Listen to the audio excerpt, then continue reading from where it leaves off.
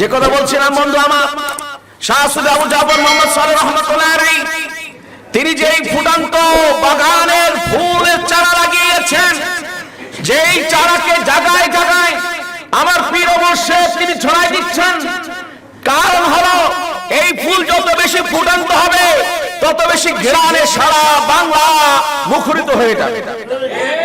কারণ হলো আমরা যেটা আগে বলেছি আপনাদেরকে, মাদ্রাসায় পড়েছি, সেখানে ছাত্রদের ভিতরে ছিল কোরআনের তালিম ছিল, আপনার সেই ছাত্রদের ভিতরে ইলম শিক্ষা করার মাদ্দা ছিল, কিন্তু ইশরাক নামাজের আমল নাই, আওয়াবিনের আমল নাই, সকাল সন্ধ্যা জিকির নাই, এবং কি যে আপনার রাসূলের মহব্বতের যে দুরূদ শরীফ সেই আমল নাই, খালি আছে কিতাব পড়ো।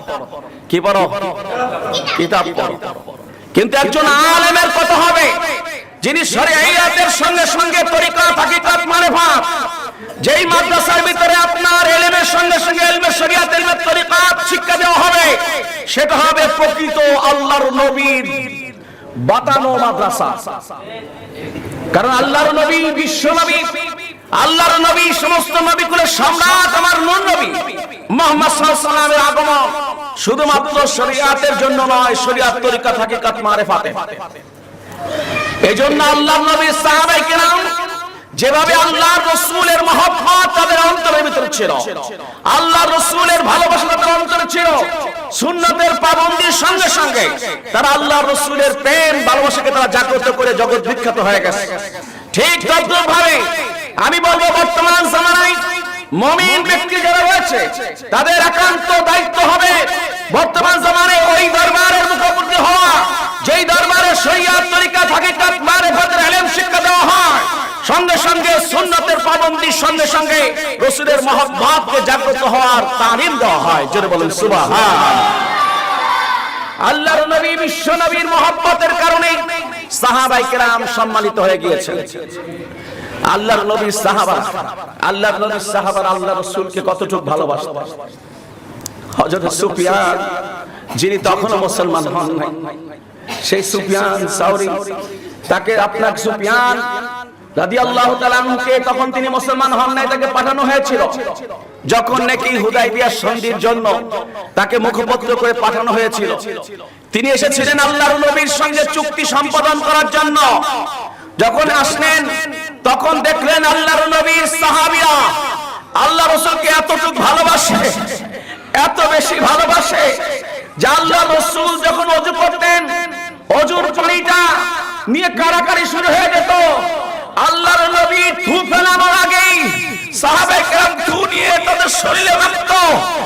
সুফিয়ান বললেন, হে মুসলমানেরা, তোমাদের নবীকে এত ভালোবাসো, তোমাদের নবীর এই থু তোমরা তোমাদের গায়ে মাখো, কারণটা কি? সাহাবা বললেন, সুফিয়ান তুমি কি জানবে, মানুষ এটা তো সাধারণ কোন মানুষের থুক নয়, এটা তো কোন সাধারণ কোন ব্যক্তির থুক নয়, এটা হলো বিশ্ব নবীর থুক।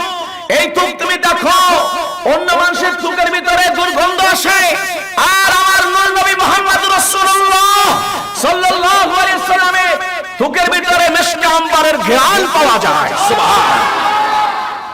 সাহাবায়ে কেরামের এই মহব্বতের ভাষা দেখে তাই আবু সুফিয়ান যে বলেছিল, মক্কার মুশরিকেরা খবরদার, এই মুহাম্মাদের এই দ্বীনকে তোমরা দাবায় রাখতে পারবে না, কারণ হলো তার উম্মতেরা তাকে অনেক বেশি ভালোবাসে। আল্লাহর নবীকে ভালোবাসার ভিতরে ঈমান, আল্লাহর নবীর প্রেমের ভিতরে ঈমান, আল্লাহর রাসূলের এই দ্বীন ইসলামের যে কজন উজ্জ্বল নক্ষত্র হিসেবে আবির্ভূত হয়েছেন, তার ভিতরে হযরত ইমাম আবু হানিফা রাহিমাহুল্লাহু তাআলা তিনি বলেছেন, হুব্বে রাসূল ঈমানের অংশ, ঈমানের হাকিকত হলো হুব্বে রাসূল। যার ভিতরে যত বেশি রাসূলের মহব্বত পয়দা হবে সে তত বেশি ঈমান ওয়ালা হয়ে যাবে। সুবহানাল্লাহ। বন্ধু আমার, এই বর্তমান প্রেক্ষাপটে আল্লাহ রাসূলের মহব্বত জাগ্রত হওয়ার যে মাকামগুলো দেখা যায়, অনেক জায়গায় দাবি করা হয়, কিন্তু আসলে প্রকৃতপক্ষে দাবি আছে কিন্তু দাবি অনুযায়ী আমল নাই। রাসূলের ভালোবাসা দাবি করে কিন্তু এখনো পর্যন্ত সুন্নাত রাখে না, রাসূলের মহব্বত দাবি করে এখনো পর্যন্ত পাঞ্জাবি আপনার সুন্নাত তরিকা হয় না। রাসূলের মহব্বত দাবি করে, রবিউল আউয়াল আসলেই দাবি করে, কিন্তু সারা বছর নামাজের খবর থাকে না। কিন্তু সসিনা দরবার শরীফ আপনি যাবেন, যেখানে এমন মার্কাজ তৈরি করা হয়েছে যে সুন্নতের চুল পরিমাণ বিশ্লেষণ করে, সুন্নতি জিন্দেগি কেমনে গঠন করা যায়, সুন্নতি ভাবে কিভাবে নামাজ আদায় করা যায়, সুন্নত কিভাবে চলা যায়, সঙ্গে সঙ্গে রাসূলের সুন্নতকে পরিপালনের সঙ্গে সঙ্গে রাসূলের মহব্বতকে জাগ্রত করা। সুবহানাল্লাহ। এই নাম হলো সসিনা দরবার শরীফ। সেই দরবারে মুজাদ্দিদ জামানে ইসালে সওয়াবের আলোচনা আমার মত নাকান্দা গোলাম কি আলোচনা করবে? আল্লাহর এত বড় ওলি, আল্লাহ আমার মুর্শিদ বারবার একটা কথা বলেন মাহফিলে গেলে, বলেন আমার ওয়ালিদ সাহেব তিনি মাদ্রাসায় দিনিয়া তৈরি করলেন। যখন আলিয়া মাদ্রাসা সারা বাংলাদেশে বড় দরবে আপনার চলছে, তখন আমার মুর্শিদ বললেন, হুজুর দাদা পিসাবুকে বললেন, আব্বা জান কেন আপনি এই ছোট্ট একটা মাদ্রাসা করলেন? তখন দাদা বিশ্ব হুজুর জবাব দিলেন, বাবা যখন বড় গাছটা মরে যাবে তখন এই ছোট গাছটা আস্তে যদি আগে লাগানো থাকে আস্তে আস্তে এটা বড় হয়ে যাবে। আজকে দেখেন দিনী মাদ্রাসা সারা বাংলাদেশে প্রায় 3000-এর মতন দিনী মাদ্রাসা তৈরি হয়ে গেছে। যে মাদ্রাসাগুলোতে সকাল সন্ধ্যা মুজাদ্দিদ জামানের কি ফেরাসাত, তিনি জানতেন এই আলিয়া মাদ্রাসার ভিতর সহশিক্ষার রং ঢুকে যাবে, মহিলা পুরুষের সংমিশ্রণ ঘটে যাবে, যেখানে আল্লাহ পাকের প্রকৃতপক্ষে ইসলামের সেই মার্কাজগুলো আস্তে আস্তে সরে যাবে। তখন তিনি প্রকৃত মার্কাজ তৈরি করার জন্য হাত দিলেন। আগের থেকেই তার সন্তানকে আপনার ডিরেকশন দিয়ে গেলেন যে তুমি এই দুনিয়াকে তুমি সামনে নিয়ে আগাও। এই জন্য আমার প্রিয় মুর্শিদ যেখানে যান তার আব্বা জানের কথা বারবার বলেন, আর বলেন আমার আব্বা জান 80 দশকের ভিতরে এই দিন মাদ্রাসার বীজ বপন করেছেন। যেখানে যান পীর সাহেব হুজুর কেবলা, শাহ শাহ হুজুর কেবলা যান, সেখানে মুরিদরা আসলেই বলেন একটা দিনী মাদ্রাসা করো, একটা দিনী মাদ্রাসা করো। কারণ বর্তমান প্রেক্ষাপটে আল্লাহর নবীর দিন মদিনায় চলে যাচ্ছে, নামে ইসলাম আছে কামে নাই, মুখে আছে অন্তরে নাই, এরকম অসংখ্য ইসলাম এই জগতে আছে কি নাই? অসংখ্য ইসলাম আছে, নামে আছে, সাইনবোর্ডে আছে, কিন্তু অন্তরে নাই। নামে আছে, মুখে আছে, কিন্তু তার সুন্নতের লেবাসে নাই। এরকম অসংখ্য আছে কি নাই?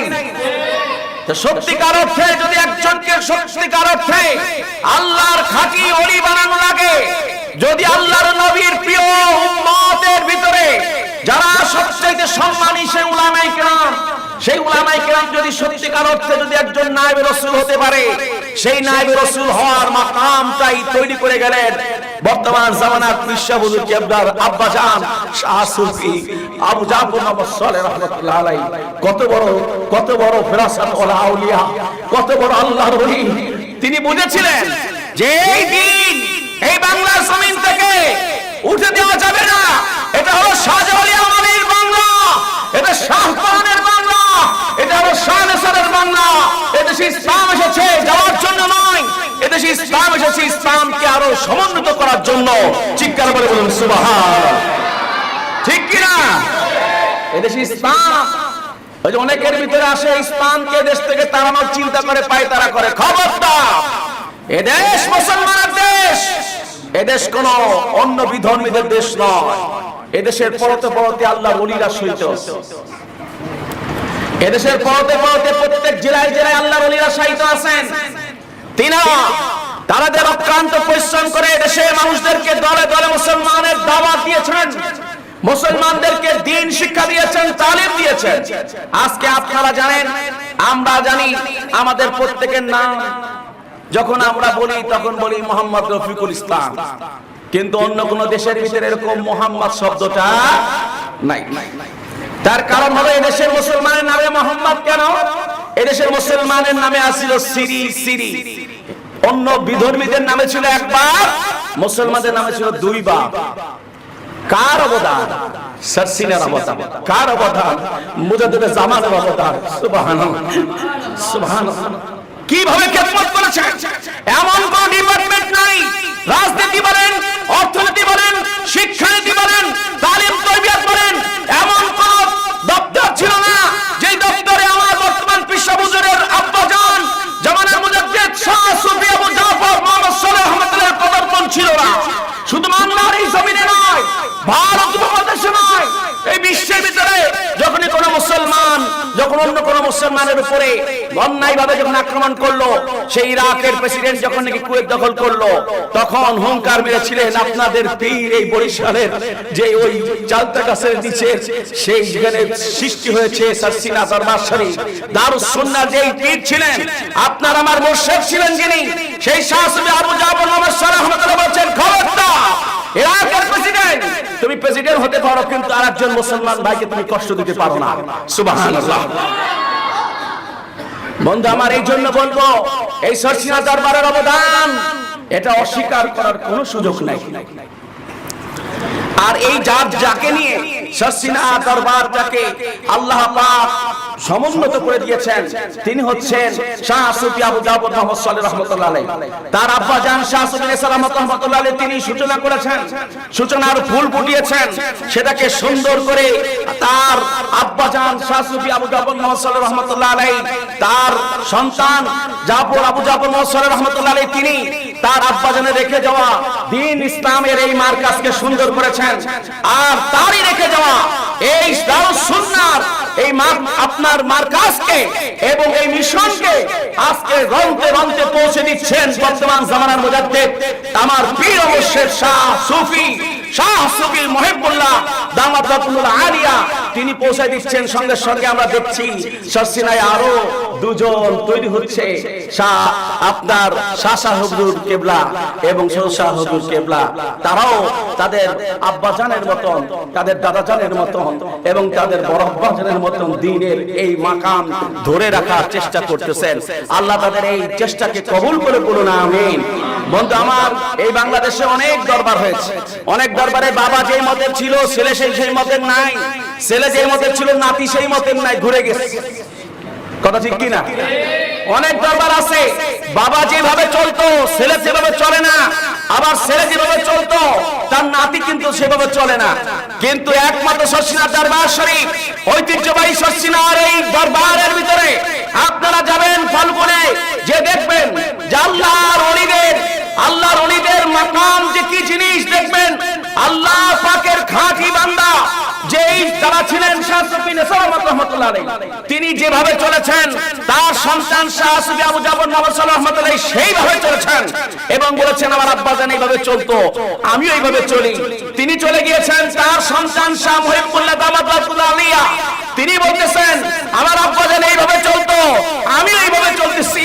আবার দেখেছি গত মাঘের ভিতরে আপনার অগ্রাণের ভিতরে আপনার শাহ হুজুর কেবলা, বড় শাহ হুজুর কেবলা, তিনি বলেছেন আমার আব্বা জান, আমার দাদা জান, বড় আব্বা জান যেভাবে চলেছে আমরা সারসিনা দরবারে সেইভাবেই চলবো।